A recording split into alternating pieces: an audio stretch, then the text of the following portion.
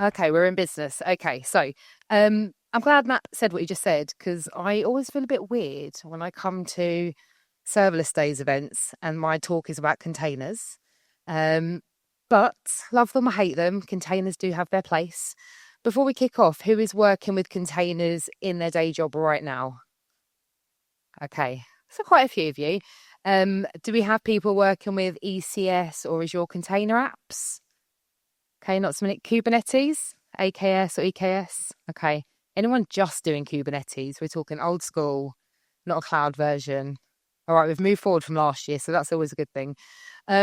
We know, obviously, that there is a place for containers. And I think some of the conversations actually that we've been listening to today around things timing out, they do make the place very relevant. When we're thinking about obviously containers, there's lots of use cases why we still need them. We have long running processes, and we're seeing this more and more with the AI space. I feel like this is really echoey, but anyways. We then have batch processing. We've got things like legacy code. Does anyone here work in public sector? We've got quite a few. There's normally a big representation in Cardiff. Yeah. It's still there. It's not going anywhere. It should eventually. And I think you've been all promised that Copilot's going to fix the world and fix all your legacy code. Probably shouldn't say that working for Microsoft that, we're not quite there, but hopefully one day. So it's still there. We still have a need. Sometimes it's complex dependencies and runtimes, sometimes it's hybrid and multi-cloud. Again, having worked for two of the big cloud vendors, I'm not supposed to say the words vendor lock-in because it's like the sort of 101 training that we get. But people do want to avoid vendor lock-in. And so actually moving to things like function as a service doesn't actually always kind of align with the strategy that the business is trying to take. So I am aware I'm at serverless days. I promise I did know what event I signed up for. And so let's just recap. When we say we want things to be serverless, whether they are going to be on functions as a service or on our containers, we know that we've got these core principles. We want things to be event driven, right? We know that events kind of power most of what we're doing now. We want automatic scaling. We want that pay-as-you-go pricing. Anyone who's ever been to a cloud workshop has started off with the value of the cloud, and it has something about pay-as-you-go pricing and agility and all the other buzzwords that we love to hear and love to say. We want statelessness, and ultimately we know it all runs on servers. It's that old, we say serverless, but it's just not my servers. I don't want the infrastructure overhead. I don't have to worry about it. But we still want this when we use containers, and there is a way to achieve that. So with that in mind, let's get into this talk. Hold the functions. Containers can be serverless too. As Matt mentioned, I'm a solutions engineer for cloud apps and AI at Microsoft. I was a solutions architect at AWS for a couple of years before that. I actually work in the banking and capital markets sector. So is anyone here FSI? I know there's Starling here, so there might be a few. Yeah, not so many, but there are similar parallels to public sector. Although they have lots of money, there's no denying that, and they kind of throw it at things. They're highly regulated, and they also tend to do things in quite an old school way. Some of these banks, some of the legacy, systems have been around for 50 plus years. So there's a lot of conversations I do have in my job, which are, we'd love to use serverless, but we're not doing it. And normally it comes down to, we just don't want to turn things like functions and Lambda and event bridges on, because how are we going to manage them? How are we going to govern them? We know that when we think about containers, for those, and I know most people in this room don't need the containers 101, but for those who are newer in their career or still learning, we'll level set for a second. So we're talking about containers. We're saying we've got code that needs to run an app or an API. We want to wrap it up with all of its dependencies into an image that can then be deployed anywhere, right? Great. Well, what about performance? We know that when we want to scale it, we need to chuck some more memory at it, or we need to increase the instances of it so that we can actually deal with performance as it comes along. And then the big thing then is, how do we control this at scale? And this comes back to the point around why a lot of the banks I work with don't want to use things like functions. How do you manage sometimes 10, 15,000 container instances in your environment? Well, container orchestrators, that's where that comes in. So I asked earlier, most people here are using at least one of the container orchestrators. For those who've never used a container orchestrator, if you imagine that you had 5,000 containers that you need to run, well, they need to be deployed onto servers, they need to be updated, they need to be scaled, and they're going to need to do things like rollbacks and blue-green deployments. Your orchestrators are just the engine that does all of that and handles all that logic so that you don't have to worry about it. So let's see when the serverless come into the conversation. So obviously we heard it earlier, actually. I can't remember whose talk. Somebody talked about kind of the evolution of technology. Once upon a time, it was just servers. You wanted to run an application, you set up a server, you deployed it, great. And then containers came along as a way of saying, well, yeah, but what about when I want to move things and I don't want to have to constantly have to rebuild stuff from scratch and all the benefits there. And then serverless came in and things like Lambda and functions, introduced a whole new way of working that meant that actually you could really break things down. And there was the whole microservices that came in. And then the cloud providers went, okay, so we do still want people to use containers, but we don't want them to have to feel like they have to, constantly have them on, and they still want to take advantage of all the things that serverless offers. And so this is where this iteration of these kind of container orchestrators that can offer serverless have come in. Before I go any further, I know it's very AWS dominant. Is anyone working with Microsoft here? Is anyone working with Azure? Okay, so the bus did arrive. That's good to know. It is true. We really do arrive on an actual bus. Like, not an actual bus, but there is far better. I shouldn't say it. I'm going to get in trouble. Thankfully, marketing don't bother watching YouTube, so we're going to be fine. But there's some of you in the room, but most people are AWS. And I just want to sort of note that I'm going to set the scene using Azure Container Apps. Most of what I'm talking about here can be done in ECS, or it can be done with kind of, Google, I think it's Go's Cloud Run or whatever it's called now. And these aren't concepts that are just specific, but some of the examples I am going to give are specific to ACA, but they're, concepts, and I'll try and reference where possible other clouds that you can use them in. So for those who've never used Azure Container Apps, it is literally my favorite thing, because I am admittedly a bit of a Kubernetes fangirl. I am. Even though I spend half my time convincing customers not to use it. So there we go, nice paradox there. We know all of the things that Kubernetes offers, well, most people do, hopefully. Azure Container Apps is built on Kubernetes, but takes all of the abstraction of kind of Kubernetes, right? So it's a fully managed platform. Kubernetes is actually how it's running under the hood, but you don't have to know Kubernetes to use Azure Container Apps. So if anyone's gone on the Kubernetes upskilling journey, that's not an easy thing to do. I remember going on it myself, and it's a long journey, and it's the big blocker for a lot of teams when they want to do stuff in Kubernetes, because finding the engineers and kind of having the resources is a challenge. So Azure Container Apps said, right, let's find a way to provide the open source capabilities, not all of them, admittedly, but some of the open source capabilities, but without people having to have the skill set. So this is very ECS for those that are AWS people, right? When you have that conversation, do we want to go ECS or do we want to go into, EKS? You've got a trade-off. Do I want full control, or do I want to hand off some of that control but know that I'm not going to have the management overhead? I just also don't have access to the underlying infrastructure. It's the same conversation.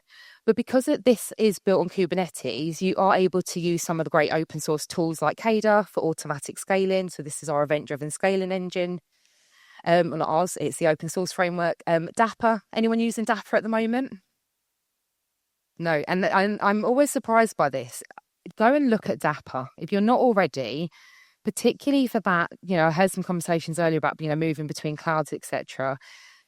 It's a great tool for being able to decouple your containers from the platform that they are on. So you think about events as a really good example. Right now, you might be using an event service, and right now you use all the native APIs and SDKs that are sort of linked to that. But that means you can't move your containers without having to rewrite a lot of the logic inside, because they are mapped to cloud native services. When you use Dapper, all that you're actually doing then is you're creating kind of almost like a sidecar that's got that interlink between your code, and it can talk to any of those external services. That means if you want to swap out something like your event engine, you just swap it out and Dapper takes care of continuing that communication. You don't have to change your container code. It's fantastic. It's a really great tool that people should be looking more at. And also it integrates natively with Azure Functions, which we'll kind of get into later. So let's talk about some of the problems and how this can solve that. So first one being event-driven patterns. Talked about it earlier. It's one of the core principles of serverless. So with Kada, so if anyone's not used it before, you can, of course, scale on CPU and memory. Hopefully, a lot of things we're writing now that actually isn't that useful. But you can also scale on HTTP requests, events. And I say events, that can be, events, custom events that you've got, different event engines that you plug in. Queue lengths, obviously queues are a big part of, event-driven architecture. Native integration for Kafka and Redis and RabbitQ, which many of my customers are using. You also have custom metrics. And then the one that I found really weird and interesting, even though I don't do a lot with databases, you can actually query databases, return a numerical value, and use that as the numerical value that does your event scaling as well. So it literally offers this full kind of range of things that you can scale on. So this is obviously not a full policy, but just to give you an idea of how it works, let's just say I was using Azure Service Bus, which is our pub sub service. The policy looks very high level, something like this. So you have your event source. So where is the event being generated from? The number of messages that you want in the queue as your barometer for how you're going to do this, and then the minimum and maximum replicas for the number of containers you want to run. And I mentioned serverless. It is truly serverless because Azure Container Apps can scale right down to 0. So you actually can set it to 0, and that means that it's not running. I'm going to hear what about latency? We're going to get there. I've got an answer, I promise. I've thought about that as well. So this is very high level how that solution then can work. Another problem, and it was touched on earlier around the Gen AI stuff, is long-running spiky workloads. This isn't a Gen AI problem. This has always been a problem. We know that actually functions as a service does not fit this pattern very well. Long-running doesn't fit functions because things time out. And actually, sometimes it's just that actually works out more expensive. I think everyone remembers the Amazon Prime kind of case study where they moved away from using Lambda, I think, back onto kind of traditional containers, because actually Lambda isn't designed to run 24/7 because that isn't how it works, right? So when you have some of these long-running workloads, but often long-running can be spiky as well, and you still want to be able to kind of navigate through that. So before I get into some of the answers, let's also talk about the fact that not all containers are the same. So jobs is a type of container within Azure Container Apps, and I know that ECS has similar concepts. And the idea of a job is what it says, right? You do a job, you do a thing, and then you're ephemeral, which means you die when you're done. You're not something that's going to continue servicing traffic. We know that obviously if a container dies from health issues, something is obviously going to, kind of create a new version. But jobs are for things like batch processing, scheduled tasks, event-driven tasks, kind of fixed duration things, where you want to, maybe it's event driven still, because actually there's a number of items in a queue, and it might be thinking about stuff I'm doing with customers, processing transcripts from call centers so that they can run it through a Gen AI model, right? 15 transcripts arrive in the queue, but actually you just want this process to run through the process from end to finish. And then when it's done, the container's finished with and it's gotten rid of. So with that in mind, we've got different container types you might use. But actually, one of the issues then is latency and cold start. So this is where Envoy comes in. So people probably know it as a proxy for those who might have come across it before. But actually, one of the things that it can do really well is handle latency when things have scaled to 0. And we know that cold starts is a problem with all of our kind of serverless technologies. But the way that this works is if a request comes in, let's just say for an API that I have and it's scaled to 0 currently, this proxy then can grab the request, it detects the traffic coming in. And then at that point, it can do request buffering. I think it's for about 20-25 seconds from memory. I'll have to double check. But yeah, it's around kind of that 20-25 second mark. And it will hold the request so that obviously it's not lost and it's not going to send back an error, while the app continues to scale up and starts to be ready, and then it can process the request. That doesn't fit all scenarios. I'm not suggesting that that's a pattern for when you need millisecond request immediately. But actually, for a lot of the things that we just talked about, that works perfectly, because we just need this process to kick off and finish. And actually, sometimes a 20-second, response would be absolutely fine. And so this works really well as a pattern as well. So just to recap on that section, we can still scale to 0. We can still have event-driven. And then we can choose that traditional containers that are constantly running and options like jobs depending on the type of workloads that we're doing. And we can still handle reducing latency. So there's lots of things that we're able to do. I put this one in last night because this is a conversation I've had 6 times in the last 3 weeks. I am meant to cover containers, APIM, all the event-driven stuff, DevOps, CI/CD, but my life is dominated by AI at the moment, and AI Foundry specifically. Is anyone using AI Foundry? Yeah, quite a few people. My main issue, side note to this talk, is that teams go off and build some AI agents, and then IT cloud teams come back to me because they go, I'm not turning that on. I have no idea what that does. And I go, yeah, fair question. Right now, let's sort of go through this. But actually, the problem is driven by this. There is a need and a pressure on businesses to quickly test stuff. And the question I then get from customers is, Yeah, but I can't get access to our Kubernetes cluster. So how am I meant to test stuff quickly when there's like a 6-week wait time? I just want to spin up an agent. I want to build something in, SD in the, agent framework. I just want to test it. I want to build an MCP server and host it. And not every place that I work with, surprisingly in banking actually, most of them don't have developer platforms. Now, I know some of you, depending on where you work, hands up if you've got internal self-serve developer platforms where you work. You could go in right now and provision something. So that's about 1/10 of the room. So then you do all know this problem of you just want to test and deploy something and see if it actually works in theory. And so what I'm finding is lots of senior leaders are going back to their teams and saying, where's the AI use case? Why have you not tested it already? And they say, well, because I'm waiting for access to be able to actually run some of this stuff. So this is another time where this works really well. And specifically with AI Foundry, for anyone that is using this, it's something to look into. It natively integrates with Azure Container Apps and AKS if you already have access to that. And so if you want to quickly build an agent or an MCP server and you want to be able to deploy it, you're going to probably be doing that in AI Foundry if you're using that, because you obviously need to use that as your kind of orchestrator for your apps and your agents. And it means that you can do all your serverless event-driven scaling, you can just test stuff. And agents often do work that way. Agents aren't running 24/7. They're event-driven. That's the whole point of agentic AI. Something kicks off a process and various agents pick up various pieces of work. So this is, again, this perfect pattern for when we're talking about things that are going to run and finish. Most people do want things to be containerized these days. And actually, this is a way to quickly be able to spin up stuff and do some native deployments into container apps. So another thing for people to go away and look at. The final thing I wanted to talk about is functions and Azure Container Apps. So this came from another customer conversation I was having, where they basically said, we're never turning on functions or Lambda. It's not an option. We want to be a container company. So we'll look at Azure Container Apps. And I was like, brilliant, let's talk about that, because everything's in Kubernetes right now. And actually, I'm a strong advocate for the fact that 90% of workloads don't really need Kubernetes.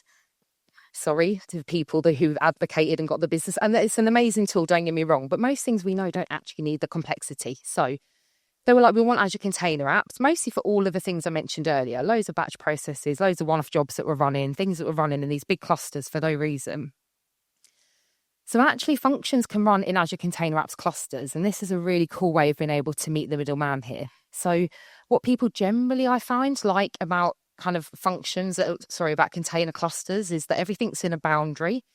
And then all your monitoring, your observability, your inter-service communication, it's boundaried, right? That's not the same when we deploy stuff into functions as a service. And that's what makes people a little bit nervous sometimes, because then they have to actually separately monitor lots of separate kind of deployments. But you can actually run Azure functions inside of your Azure Container Apps boundary by deploying them into the cluster. So you actually then get the best of both worlds.